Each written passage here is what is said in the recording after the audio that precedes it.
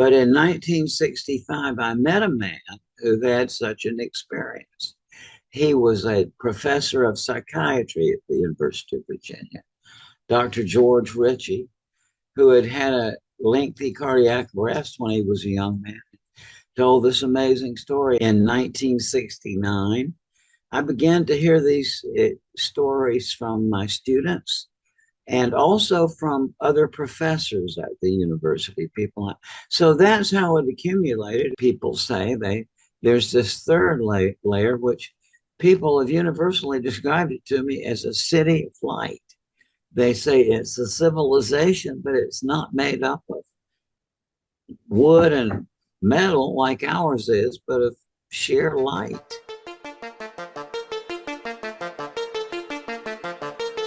Today I'll be talking with Dr. Raymond Moody. He coined the term near-death experience in his 1975 book, Life After Life.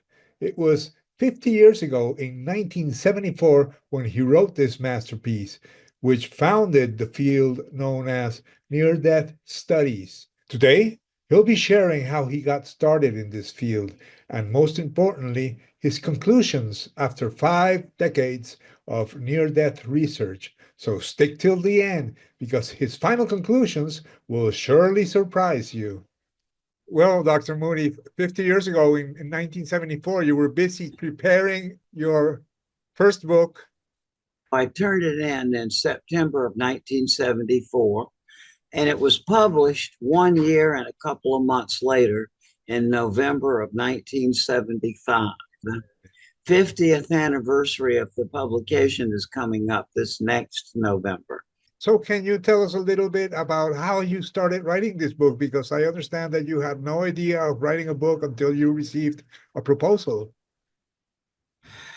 Well, that's correct. What happened, AJ, was it's a long story, but since I was a kid, what I've been interested in is the question of unintelligibility. I know it sounds abstract, like what makes something unintelligible.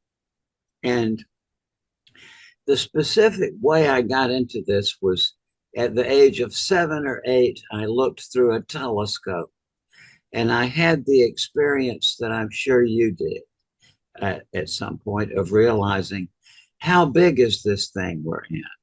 So your mind goes out to the wall, but then you say, just a moment, doesn't there have to be something on the other side of the wall? So it doesn't make sense to think that the universe is closed in, but it doesn't make sense to say that it goes on and on and on forever either. So that was a big realization to me.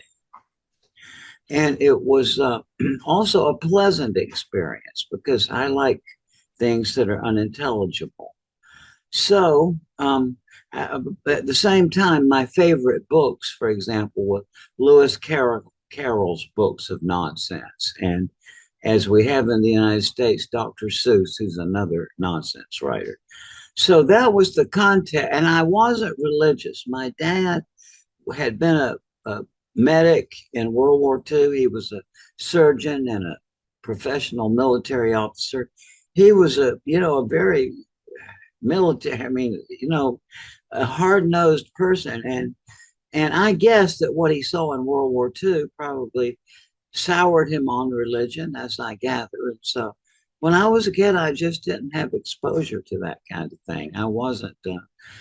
I didn't know that anybody took the notion of an afterlife seriously. I thought it was something you read about in cartoons or movies. I really did. So at the age of 18, I went to the University of Virginia, and I took a philosophy course, and just within the first few pages of reading Plato's Republic, I was hooked and I became a philosophy major. And at the Republic is about, as it turns out, a near-death experience. It culminates in the story of a warrior who was believed dead. So like everybody who ever read the Republic, I was very intrigued by that story. I asked my professor about it, and he said, well, these early Greek philosophers knew of cases of people who were apparently dead but revived, who told these stories. And he told me also that Democritus, the philosopher who figured out that their things are made of atoms, about the same time, see, he said, well, this is just, even though the body appears dead, he said there's still biological activity going on. There's no such thing as a moment of death, he said. These are, and the same debate we have today was in early Greek philosophy. Well, 3 years later, in 1965, I had assumed up to this point that this was just a phenomenon of ancient Greek philosophy. But in 1965, I met a man who had such an experience. He was a professor of psychiatry at the University of Virginia, Dr. George Ritchie, who had had a lengthy cardiac arrest when he was a young man, told this amazing story. And then you just hear more of them. While I was there at UVA, I heard yet another person, a minister, Dr. Gleb Botkin. Then when I became a philosophy professor myself in 1969, I began to hear these stories from my students and also from other professors at the university, people. So that's how it accumulated. And so when I went to medical school in 1972, and I had all of these interviews I'd done, but I gave a lecture first to a medical society in 1973, and then later that year to another medical society, and then in early 1974, there was an article in a newspaper about my work, and a publisher saw that newspaper article and contacted me to write that book. So that's how it happened. And it was an easy thing to do because I had lectured around the topic a lot when I was a philosophy professor and at medical. And so I had all my lecture notes and all the interviews. So I wrote it in a single month. It was August of 1974. I took off to medical school to write it for a month. Then I turned it in September of 74. So that was the process.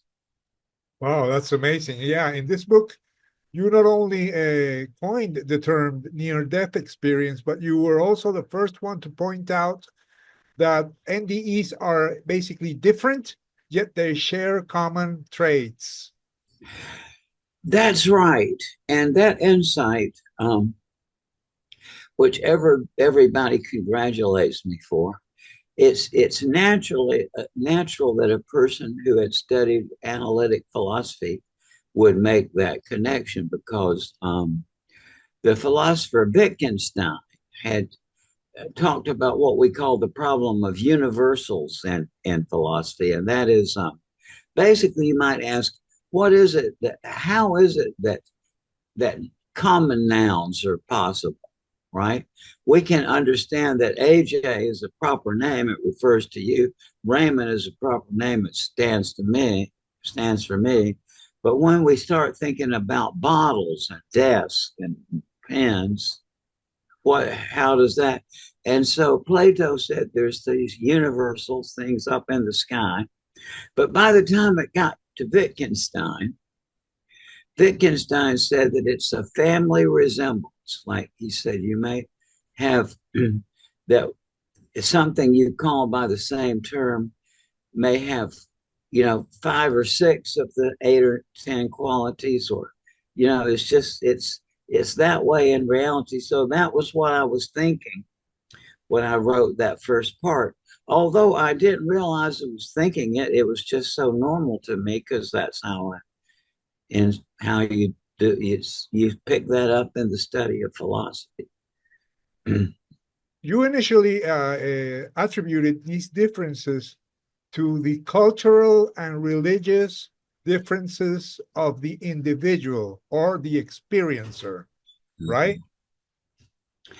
Well, there is a certain amount of independence, AJ. And I remember when, I guess 15 years ago, I went to India, for example, and a little before that to China. I was expecting to hear all kinds of different things, but actually that didn't happen.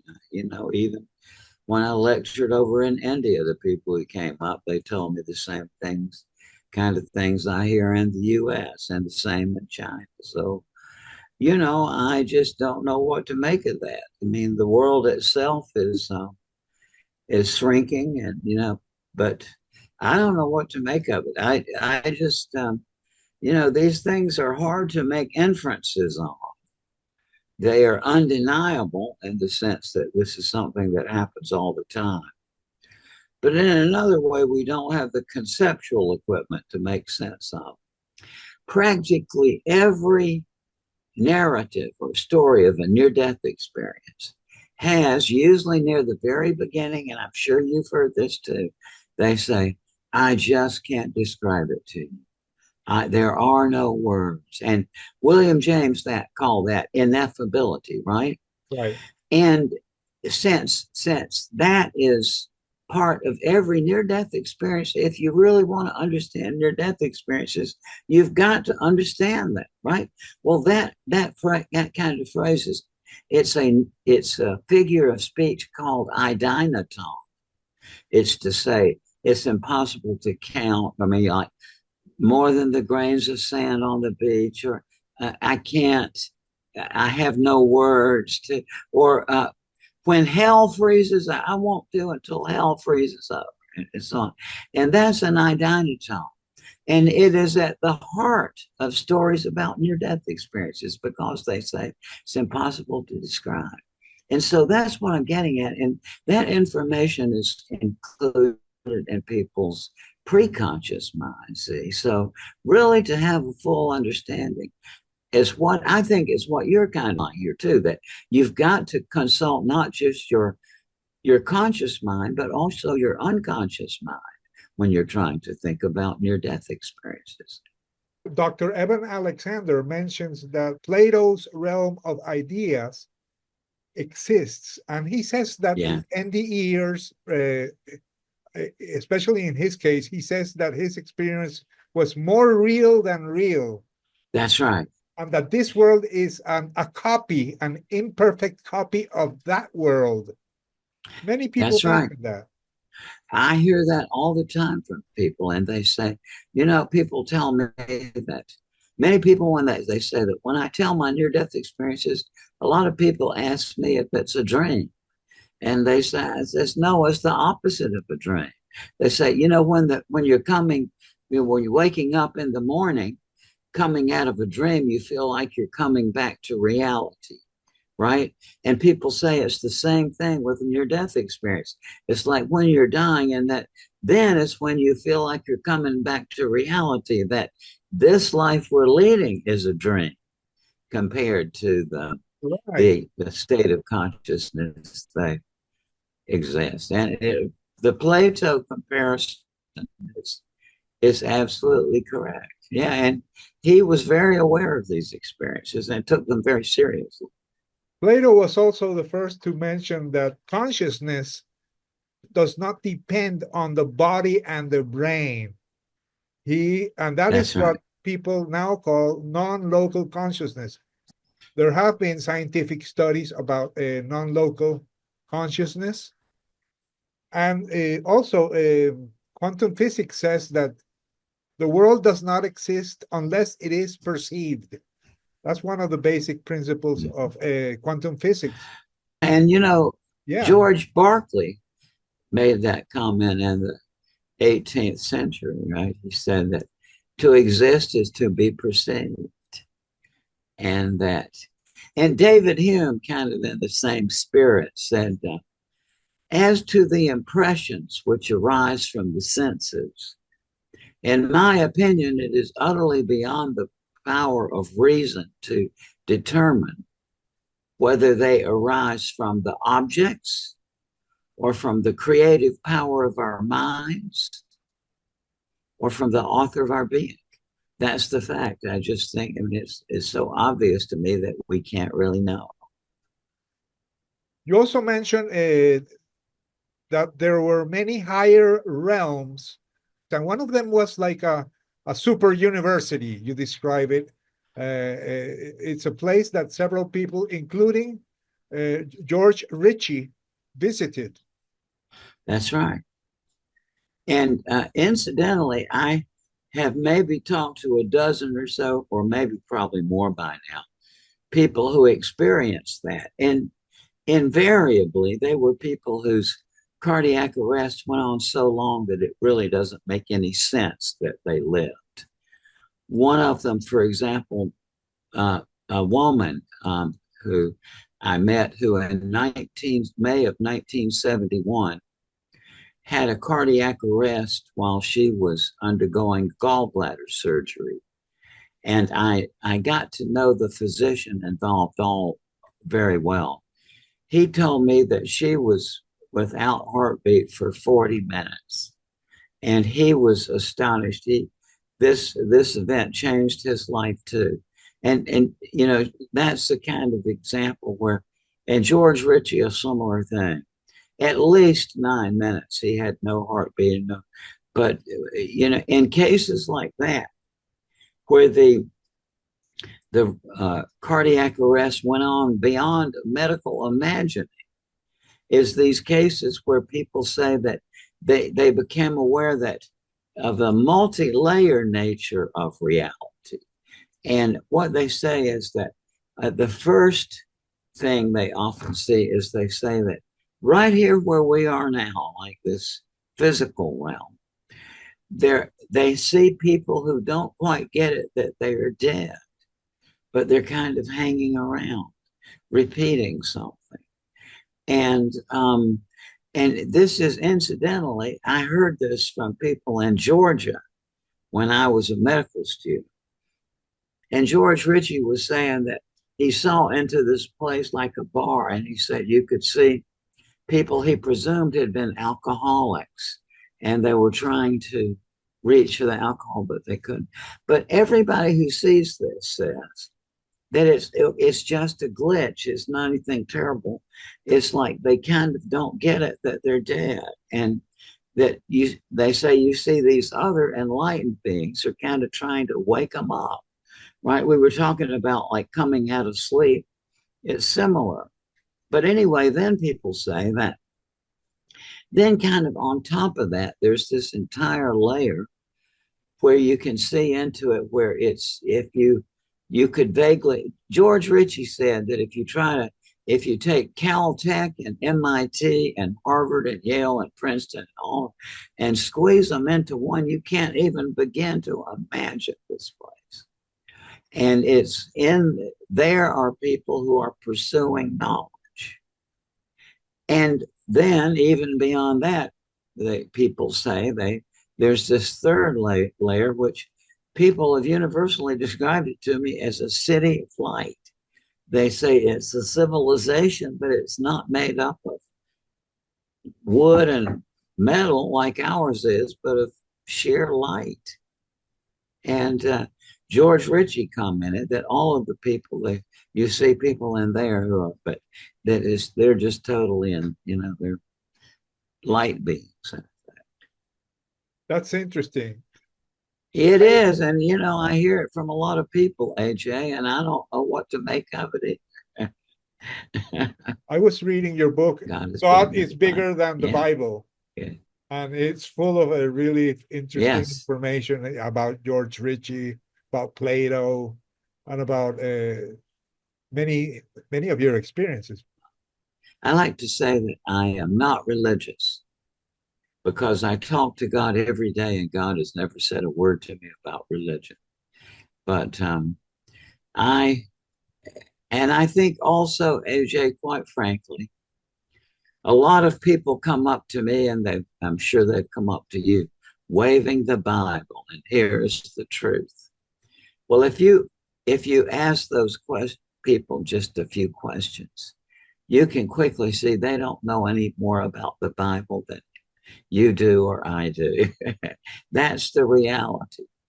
But this kind of behavior of waving the Bible around is just a power tool. People are trying to cow you and to intimidate you and scare you with the vision of you're going to hell if you don't subscribe to their religious ideology. And except that those people are dangerous, I don't take them seriously. I mean, to me, that's just a matter of making fun of them. But when they organize, they can harm the rest of us.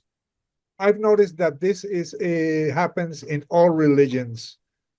People always think that their religion is the only one, that their Yeah. truth is the only one, and that all the rest are doomed. The people I have talked to seem to drift away from a religious ideology after this. It's some of them, some of them have had no religion at all prior to their near-death experiences.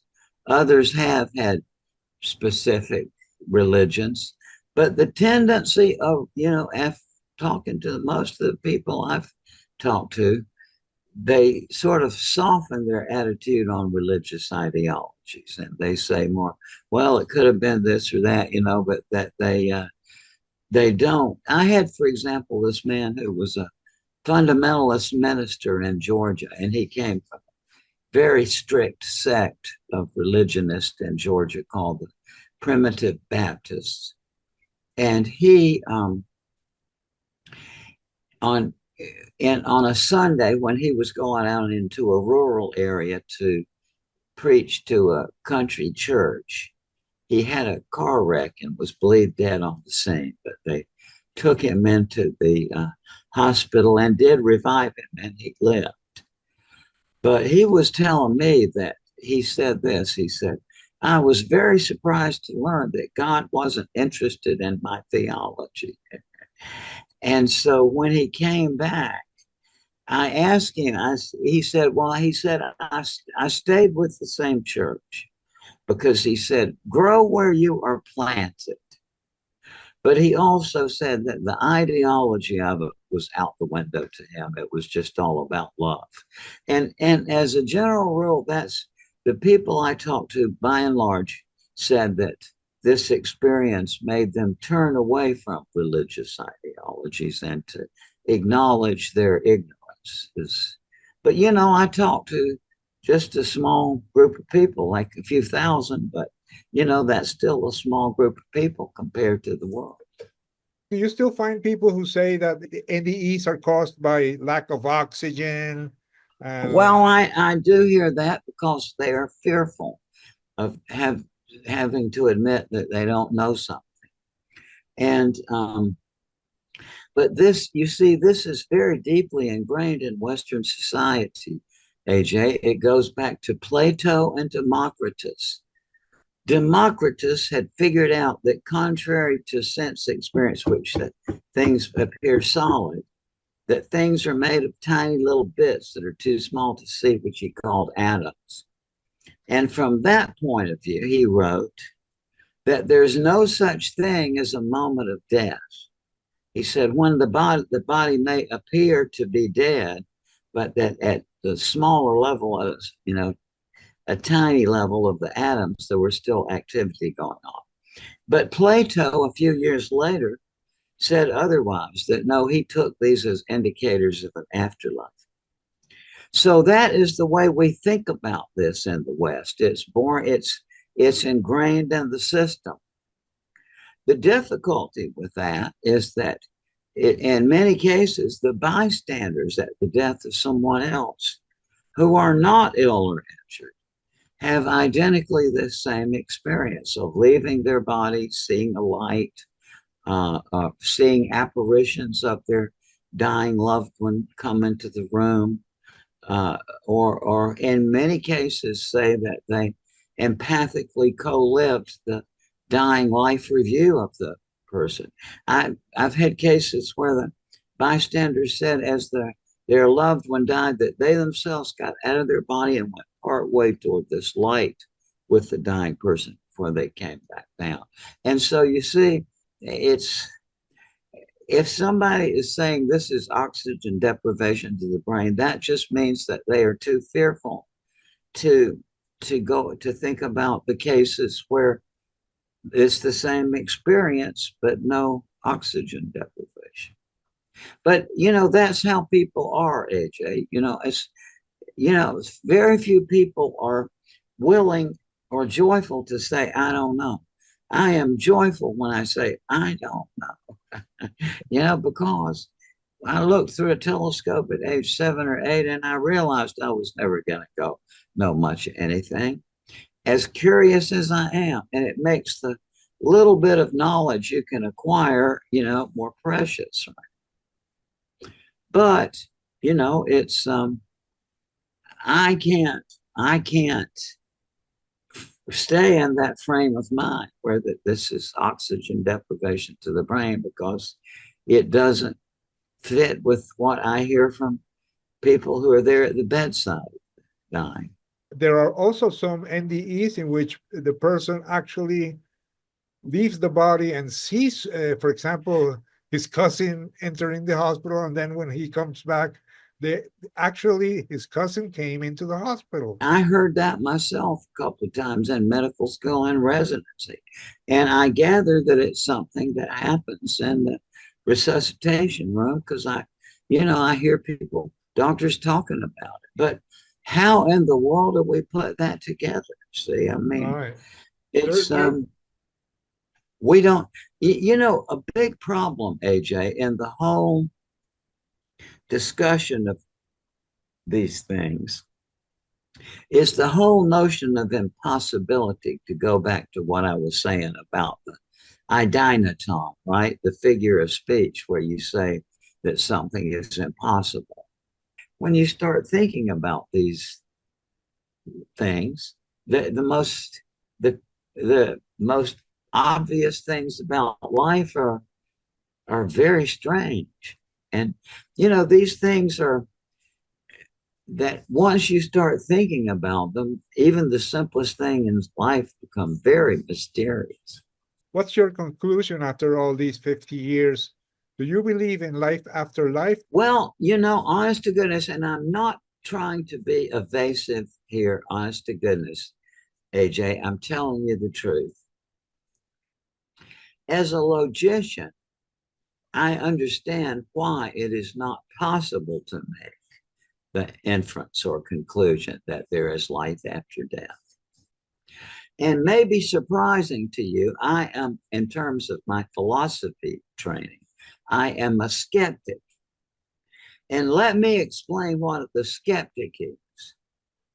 Aristotle, as you know, codified the logic that you and I are using right now. Okay. And how should I put this? After Aristotle codified logic, a philosopher by the name of Pyrrho came along, Pyrrho, and he was the first skeptic. And what Pyrrho said is this: he said, we know logic, right?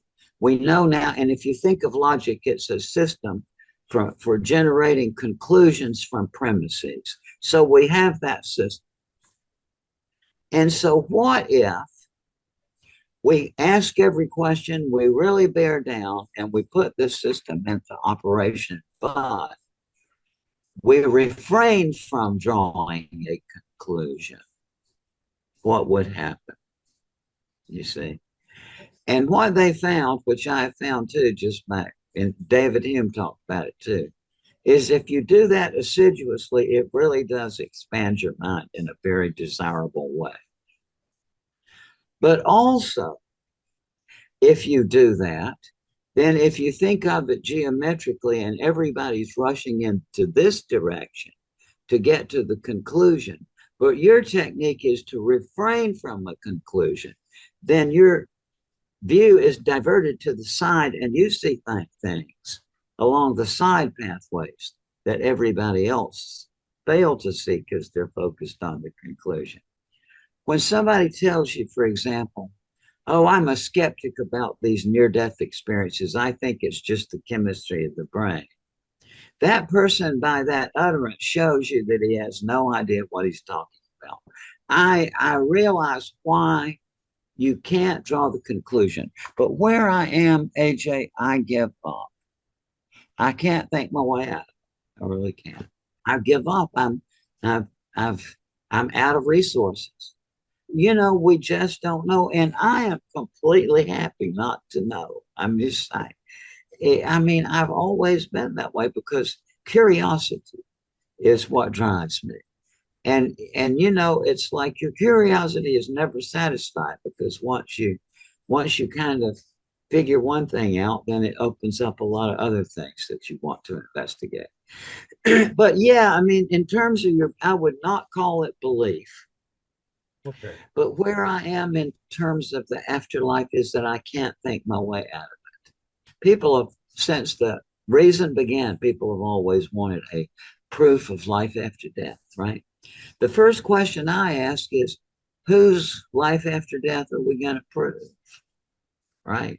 In Sumatra, I think it is, there's a tribe where in order to get to the afterlife, you have to receive a certain kind of tattoo. Or the certain tribe of the Inuits in Alaska believe that if they put on these outfits and make this noise, their ancestors will come up and visit them, and that they can project the soul of the whale they just ate back into another. I mean, there's just infinite numbers. And so the question is narrowed down by this, however, was that if you ask for proof of life after death, you put yourself into the Western tradition immediately, see, because the notion of proof was defined by the Greeks. So you see, it's like that kind of system wouldn't even apply to the Inuits who think the whale is reincarnated. I mean, what I mean is that we're dealing with things that are very, very unknowable here, but we've always dealt with things that are unknown. For example, I remember one of my favorite comedies was Aristophanes' The Clouds. And and and and if you look at that notion of clouds, beginning with the Greeks and throughout history, it was like clouds were always the epitome and symbol of the unknowable and the unintelligible and the changeable and the ephemeral and the unknowable, right? It was just symbolic that you couldn't know anything about clouds. And this was for thousands of years until there was this man in the 18th century in England, and his name was Luke Howard, and he was a pharmacist. And at that time, what we now call science did not exist, but instead you had hobbyists who joined these clubs where and they were usually wealthy enough to be able to afford their retorts and their chemistry equipment and so on. And they would do their own work. And then they would get together in their clubs and they would discuss their research. And Luke Howard belonged to one of these clubs. And sometime in the, I think, 1820s or 30s, somewhere along there, he had been interested in meteorology. So on his business trips, he would just look out the carriage and look at clouds. And he realized, oh my God, there's different types of them. There's the big puffy ones, the cumulus. There are the feather-like ones, the cirrus. They're the layered ones, the stratus. Then there are the feather-like ones, are the nimbus. And he presented a paper on that. And when it was published, it created a sensation because anybody who looked up into the sky could see that he was right. But the reason they never made that realization was that clouds were a symbol of the unknown. See, it just didn't occur to people that it could be unknowable. I mean, that it could be known. And we're in the same situation with life after death. We can make that advance, but it's people have got to give up a lot of their presuppositions, I think. Well, so I guess the conclusion is that it is still a mystery. Yeah. The people who follow the tradition of Zen Buddhism, they say that intellectual conclusions are useless, that it is like a trap. They're part of the dream. Yeah, they're part of the dream. So thinking and looking for reasons and correct explanations is not the answer. It sure is fun, though, AJ. To me, that's my thrill. I just love thinking. At the end, they may say, well, you wasted your time thinking, but it's all right. I've had a great time doing it. Well, no, I think you've done a great job. And these 50 years of near-death research. Thank you so much, AJ. I want to thank you because you have been a big influence in my career also. And I think you've done a great job for humanity. Thank you so much, man. It's great talking with you. And it's made me think that, about the position of not reaching a final conclusion allows you to see other possibilities. Yeah. A very soft word I might say is, I gather that. Gather that. Like when you say, I gather that Mary has come home or something, right? I can say that I gather that there is life after death. And that's not a conclusion. And it's not a belief. You also said something that I will remember, and you say you do not believe in God, but you talk to him every day. That's right, because, AJ, when people say, people ask me sometimes, Raymond, do you believe that God exists? I say, absolutely not, because number one, I, Raymond Moody, am a very limited person. Any belief I could form about God would be bound to be off base. Plus, when you think of that sentence, do you believe that God exists? The emphasis of the sentence is on the word exist. Now, I was a professor of logic, and it would take me about 30 minutes, but I could go through and I could show you what it means to say that something exists. And I could also show you how to symbolize that concept. And so what somebody wants to know, or when they ask if something exists, they're trying to draw a circle of a certain human concept around that thing. Now, I say it is utterly ridiculous to try to draw the human concept of existence as a circle around God. God is beyond the concept of existence. What I say is, no, I don't believe that God exists.